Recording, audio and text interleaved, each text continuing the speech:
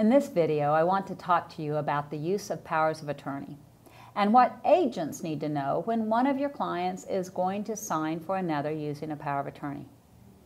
First, when a power of attorney is presented to the title company will need to call the principal on that power of attorney to make sure that the principal is aware that someone else will be signing on his or her behalf.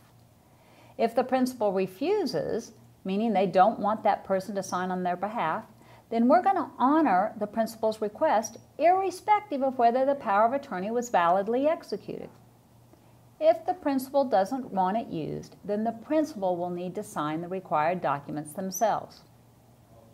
What if the principal refuses to sell the house, but the agent under the power of attorney has already executed a contract on their behalf? Who has the liability vis-a-vis the buyer under that situation? The broker or the agent under the power of attorney? The principal? Maybe all of them.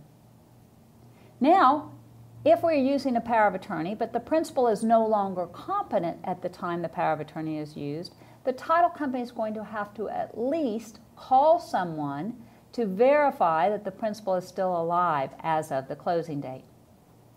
The escrow officer will generally make the call the day of closing to make sure the principal is alive, and someone will need to verify. Powers of attorney are no longer effective after the principal dies.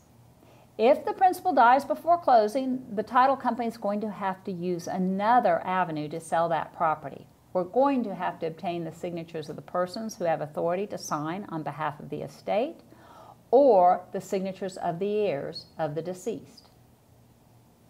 Finally, and importantly, the title company needs the original of the power of attorney because it will need to be filed of record. This is required. Sometimes the title company has only provided a copy before closing, but when asked for the original, the parties cannot find it. The original must be delivered to the title company on or before closing. I hope this is a useful reminder to you. Allegiance Title wants to be a valued resource for you. We appreciate your business. Thank you.